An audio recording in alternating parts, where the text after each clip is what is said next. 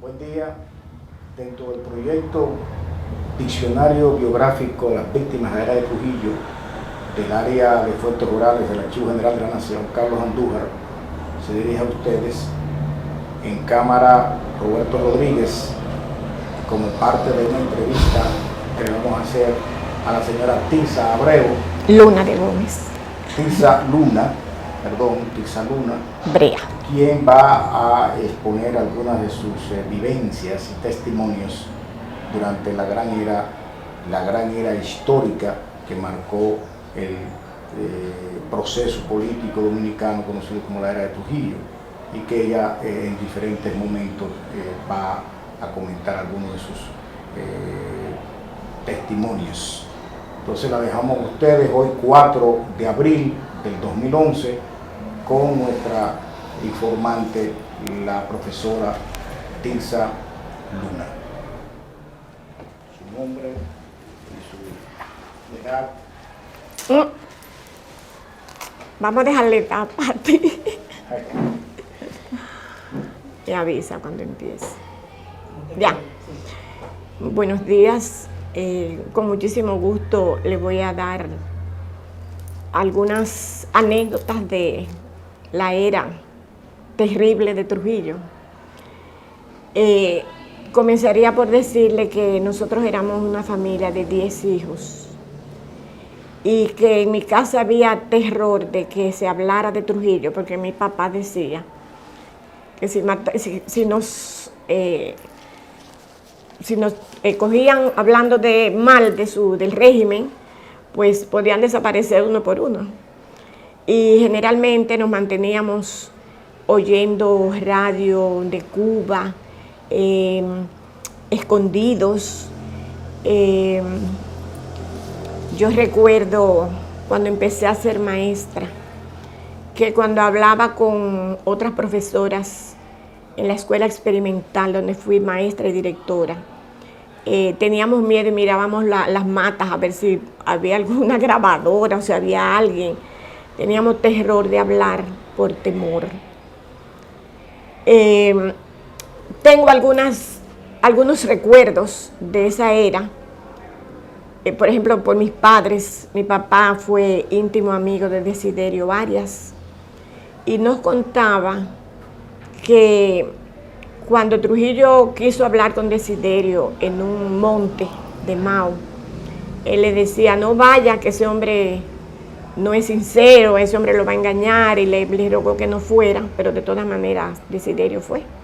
Era, como dice el merengue, hombre de valor. Y mi papá cuenta que cuando lo mataron en Mao, Trujillo hizo una fiesta en el Club del Pueblo. Mi papá estaba escondido, se escondió en casa de una familia muy conocida de Mao, pero muy amiga de Trujillo, y pensó que allí no lo iban a buscar. Entonces, cuando Trujillo hizo la fiesta, mi mamá fue con un traje negro, muy elegante, y él inmediatamente se dirigió a la mesa de mi mamá y le dijo: señora, ¿usted tiene luto? Entonces mi mamá le dijo: sí, tengo luto. Entonces usted no puede bailar porque yo quiero bailar con usted. Y mi mamá le dijo: sí, cómo no, yo voy a bailar con usted. Entonces se paró a bailar con él y le dijo: ¿y su marido dónde está? Porque sé que tenía sus relaciones con Desiderio. Entonces mi mamá le dijo: sí, pero él no se encuentra en el pueblo. Y él bailó con ella, se sentó, pero mi mamá realmente estaba muerta de miedo. Después de eso, mi mamá tuvo que ser presidenta de la rama femenina del Partido Dominicano, nombrada por Trujillo sin sueldo. Y tenía que, a todos los mítines que había en el pueblo, ella tenía que participar. De manera que vivíamos siempre como con ese temor. En otra ocasión, mi papá dirigía una factoría de arroz de su primo y mandaba allá militares para que le regalaran. Los militares iban expresamente para que les regalaran sacos de arroz. En una ocasión mi papá dijo que no, que porque él tenía que regalar el arroz, que ya había regalado varias veces. Y se lo llevaron preso. Se lo trajeron a Santo Domingo. Nosotros vivíamos en esa época en Villa Vázquez. Lo trajeron aquí. ¿El nombre de su padre? Luis Luna Bisonó. Luis Luna Bisonó, que decía que cuando iba gente a mi casa, cuando iba a ir visita a alguien que uno no conociera, se ponía inmediatamente un cuadrito en bronce que decía: en esta casa Trujillo es el jefe.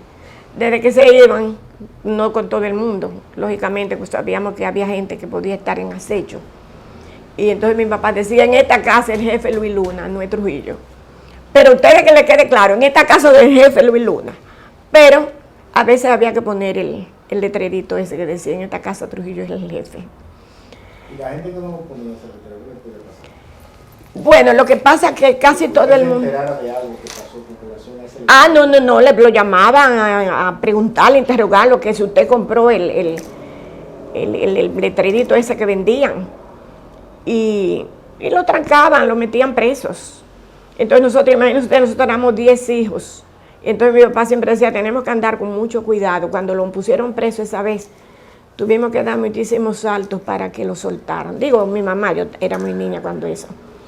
Y luego, cuando yo fui maestra,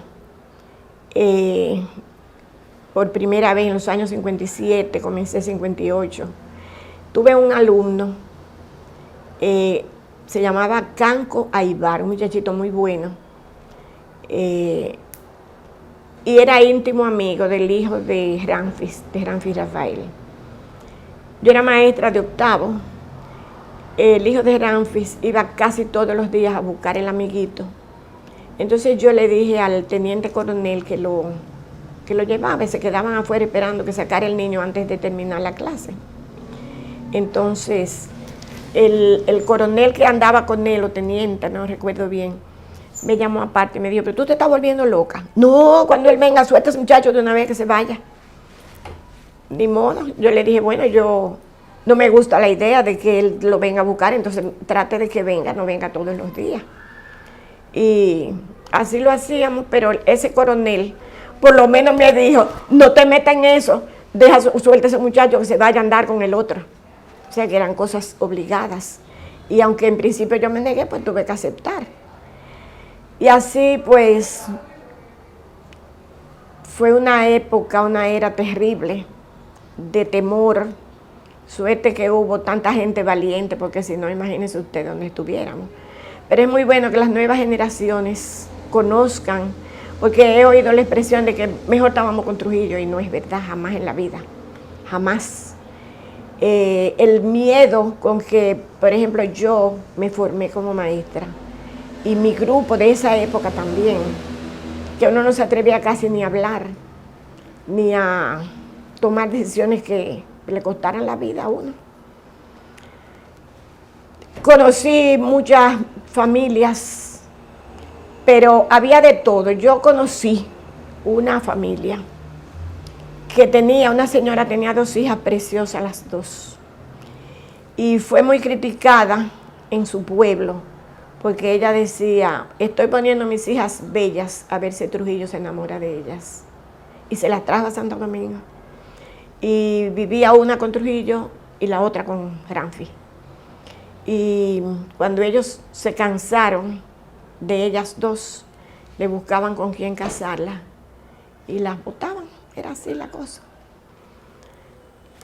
¿Usted no se acuerda de algún familiar suyo o amigo cercano que fue afectado directamente por acciones de esbirros, de familia de Trujillo, que le haya expropiado, que le haya matado a un familiar, que lo haya cancelado del trabajo por razones?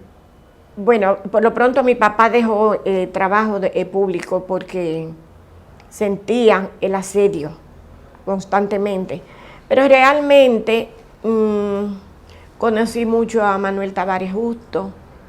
Mi hermana estuvo casada con un primo hermano de él que se querían como hermanos, y fueron gente que sufrieron mucho, mucho. no tengo realmente a mi familia. Lo que Trujillo la obligó a mi mamá a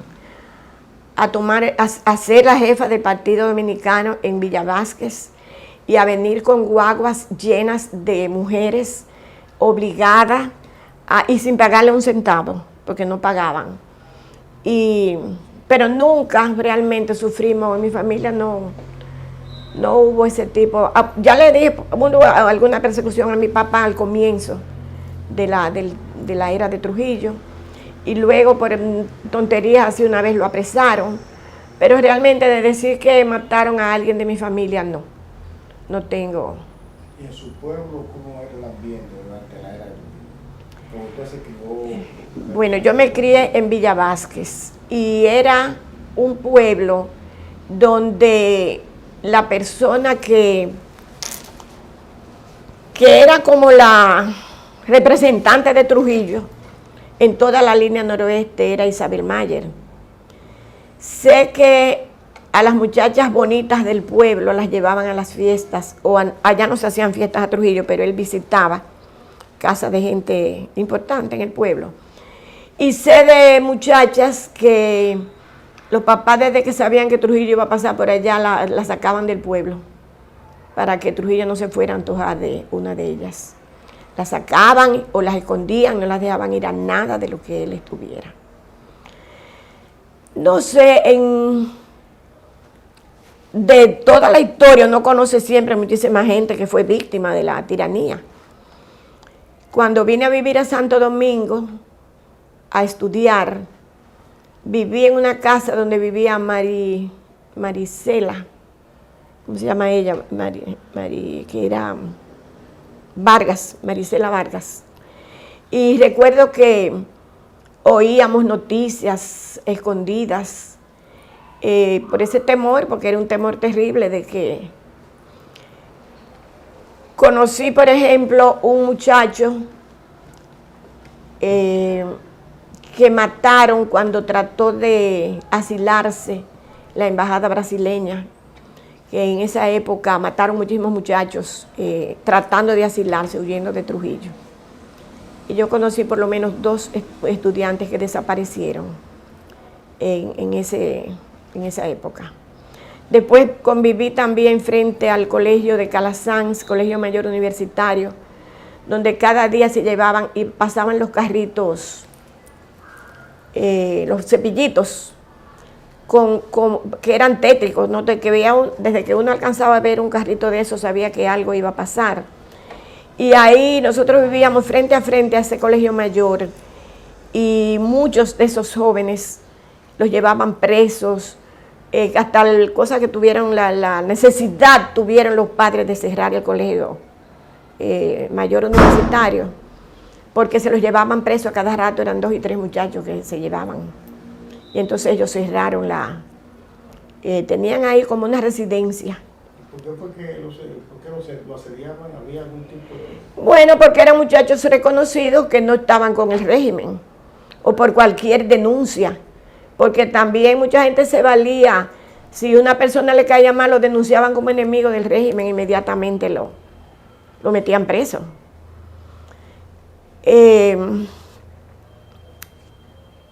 ¿Qué más les puedo decir? ¿Usted supo de alguna amiga suya que fue asediada por Trujillo? Bueno, no amiga mía, pero sí conocí mucho una señora amiga de mi mamá que fue asediada por Trujillo y tuvo un hijo con Trujillo. Y sé, que lo contaba mi mamá, que doña María Martínez le mató el bebé y que Trujillo la casó con un dominicano. No voy a decir los nombres porque son familias que todavía están vivas. Pero sí sé que a esa señora le mataron su niño y que Trujillo la casó con otra persona de aquí de cierto prestigio. Muchas gracias. Le damos las gracias a la señora y profesora Tirsa Luna por esta interesante entrevista de testimonios y vivencias familiares que de seguro contribuyen a enriquecer el arsenal de información del área de historia oral del Archivo General de la Nación, y por eso para nosotros como Centro de Información y de Investigación ha sido de gran valor esta entrevista. Muchas gracias, profesora.